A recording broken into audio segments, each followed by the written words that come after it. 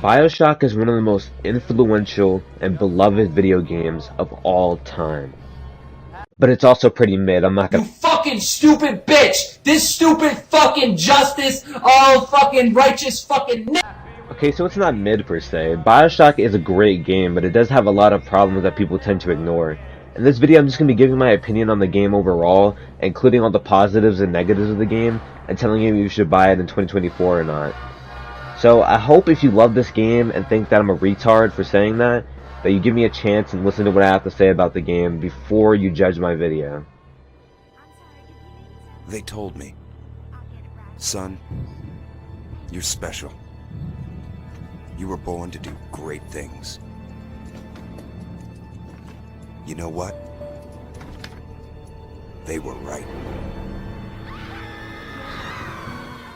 The entire idea of Rapture is extremely interesting to me. Construction for Rapture began in 1945. Ryan decided it needed to be underwater to stay away from government intervention, right? His philosophy is that people that don't contribute in advancing society and those who place limitations to constrain innovation are not fit to exist. His speech at the beginning of the game explains his thought process perfectly and is a perfect reason to describe why the game is one of the best video game intros I've ever seen in my entire life.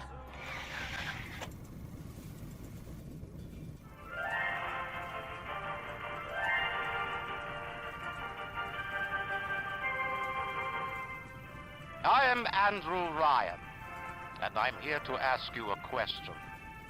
Is a man not entitled to the sweat of his brow?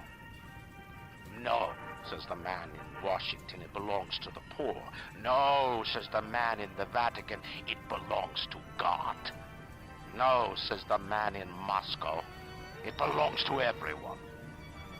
I rejected those answers. Instead, I chose something different. I chose the impossible.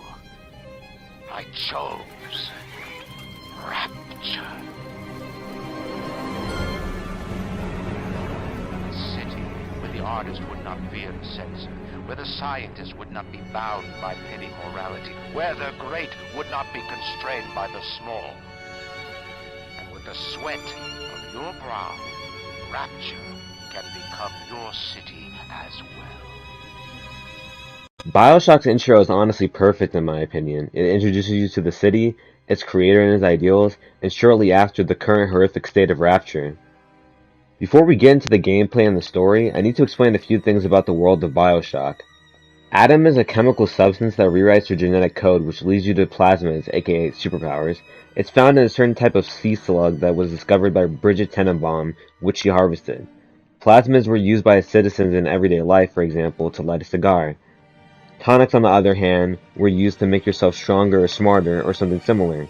However, what the citizens of Rapture didn't anticipate was the fact that Atom would fuck up their bodies, minds, and make them addicted to it. People wanted Atom desperately, but the slugs weren't supplying enough of it to keep the consumers happy. So naturally, the people at Rapture's next thought was to stick them inside of little girls in order to produce more Atom for people. What the fuck? But anyways, my point is that the splicers that you fight in the game are a bunch of drug addicts who went crazy over sea slugs, and that's why they're all deranged and attack you and say a bunch of crazy shit while you're just walking around. Call the cops on me! Even by themselves. You see one of them cut open a guy in front of you before your new best friend talks to you and the game really kicks off.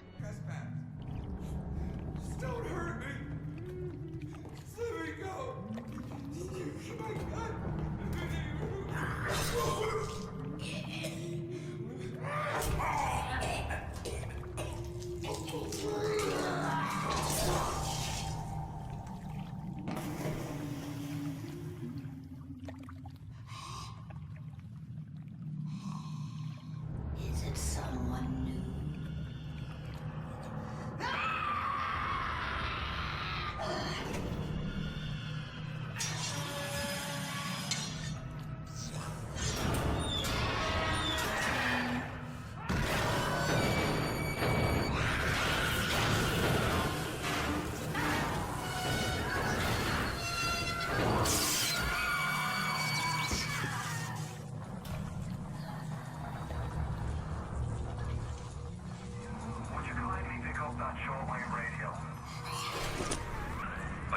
you survived that plane crash, but I've never been one to question Providence. I'm Atlas, and I aim to keep you alive. Now keep on moving. We're gonna have to get you to higher ground. Take a deep breath and step out of the bathysphere. I won't leave you twisting in the wind. The gameplay of BioShock is mostly fun, but it does have some problems. On one hand, you have multiple plasmids to choose from, on the other, a bunch of guns. A lot of the plasmids are fucking useless, and even the better ones like Electro Bow become meaningless by the end of the game. When it comes to the weapons, the pistol is one of the best weapons throughout the whole game. I don't know why, but randomly at the very end, the enemies get this weird boost and become bullet sponges pretty much. There's also this fucking piece of shit section where Jack, or you, pretends to be a big dad and you have to follow a little sister as she gathers at him. This bitch goes at a snail's pace and it's honestly the worst part of the entire game. The gameplay works for the story that it's trying to tell, and for most of the experience the combat is fun, however it is a bit rough around the edges and is greatly overshadowed by its sequel in that department. Other huge flaws of the gameplay are the god-awful hacking and camera systems. The hacking minigame is boring and pauses the entire experience, that's all I'm going to say about it because it doesn't deserve any more words than that. BioShock 2 does it better anyway. The camera system. The camera system. Why is it even in the game? You use the camera to gain research points, which grants you more bonuses like more damage towards certain enemies. Each type of enemy has different research levels, and in order to take a photo, you need to swap out your gun for a fucking camera. Then you need to snap a photo while in combat. It kills both the pacing and my will to live. I seriously have to wonder, who thought this was a great idea? The level design though is fucking amazing. Each level is great to look at and well designed for the player's experience. Now if it's your first time playing, I'd recommend playing without the marker. For some that might sound horrible, but BioShock's incredible design has natural signs and shops to tell you exactly where to go without it. But if you're trying to go for a main journey breeze like me, the quest area is still a great way to go. The atmosphere is amazing. Rapture is known as the greatest gaming world for a reason. Everything feels so natural and interesting, which causes your sense of adventure to go off the rails. But even though the gameplay is good, it's mostly known for its story, so how is the story? The story's amazing, but you already know that though. BioShock has two major plot twists that are both well done, surrounded by a well-written story in general. The lore and the actual main plot are told through the gameplay instead of a million cutscenes, mostly giving the player control. It's sort of like Dead Space in this regard, which I think is great. More games should let you actually play them. And no, walking around for 2 hours does not count. Which is fitting since control is a large part of the themes in BioShock. A man chooses, a slave obeys.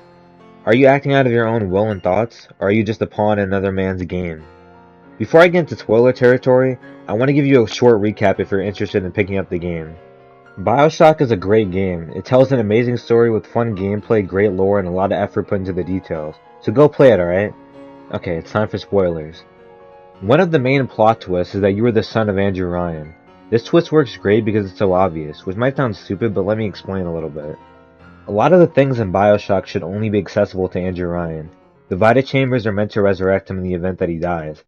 So how come you can respawn from them? It's because you're his son, so naturally you contain his genetics. This makes the fact that you killed him with your own hands even more disturbing. The other twist is much more impactful though. Throughout the game, a man named Atlas is guiding you. Originally, he needs your help to find his family, his wife Moira and his son Patrick. But at some point, the bathysphere containing his family is blown up by Ryan. Atlas is pissed, and he asks if you would help him get revenge on Ryan. He keeps guiding you throughout the city as you learn more and more about the fall of Rapture. Eventually, you find out that when you were born, there was a method of mind control forced into your head. The trigger phrase was, "Would you kindly?" Would you kindly? Would you kindly get this? Would you kindly find that? Would you kindly find that? Would you kindly find? Would you kindly get this? Would you kindly head to Ryan's office and kill the son of a bitch? Ryan himself shows you this in his office, with one of the most iconic scenes in gaming. I'll let it play here. Sit, would you kindly? Stand, would you kindly? Run! Stop! Turn. A man chooses, a slave obeys.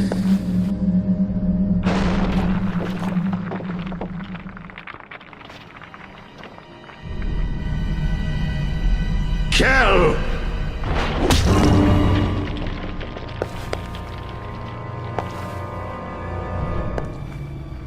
A man chooses!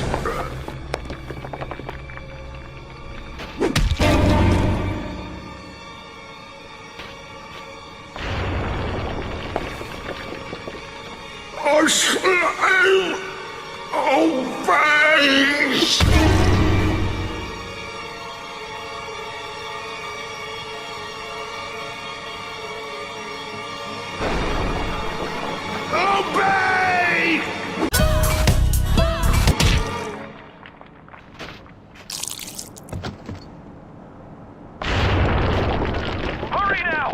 Grab Ryan's genetic key! Now would you kindly put it in that goddamn machine?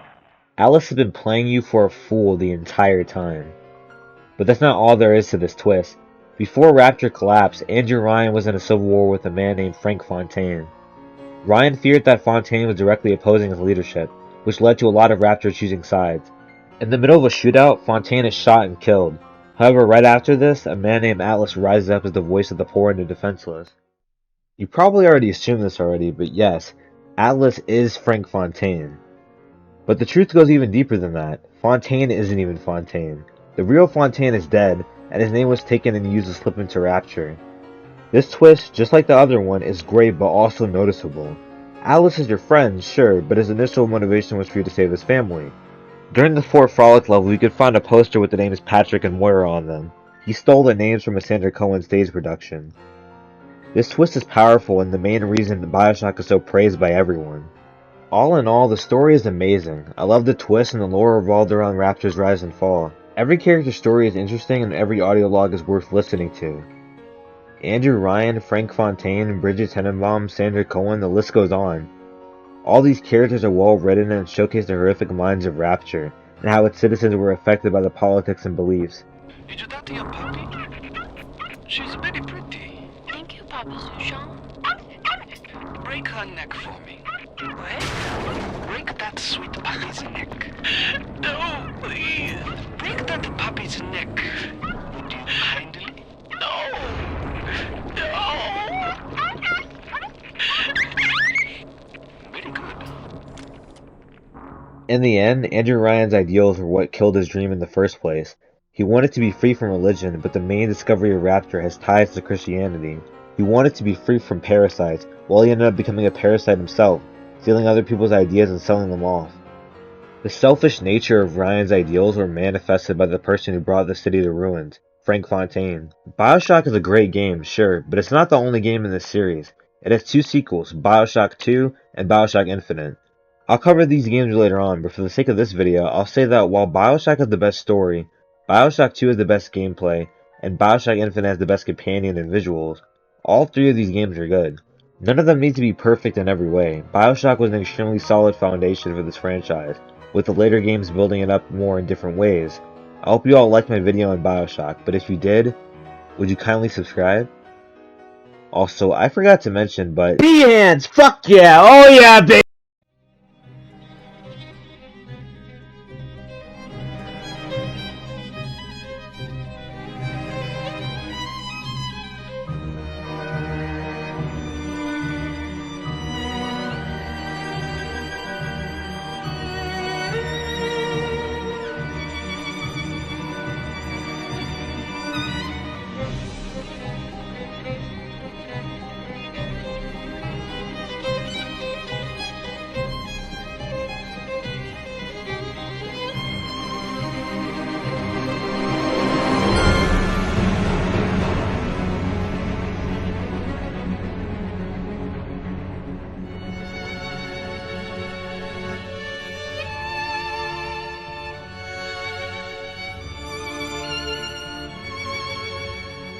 Before you go, here's some things you might not have known about BioShock. The team took a long time coming up with the concept of the Little Sister.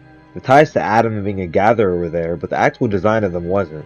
The whale swimming by during the intro was actually supposed to be in the Proving Grounds area at the end of the game. However, the team thought the swimming animation looked so great that they moved it to the beginning of the game. Our last fact for the day is that the central antagonist, Andrew Ryan, is named after Ayn Rand, an objectivist and author.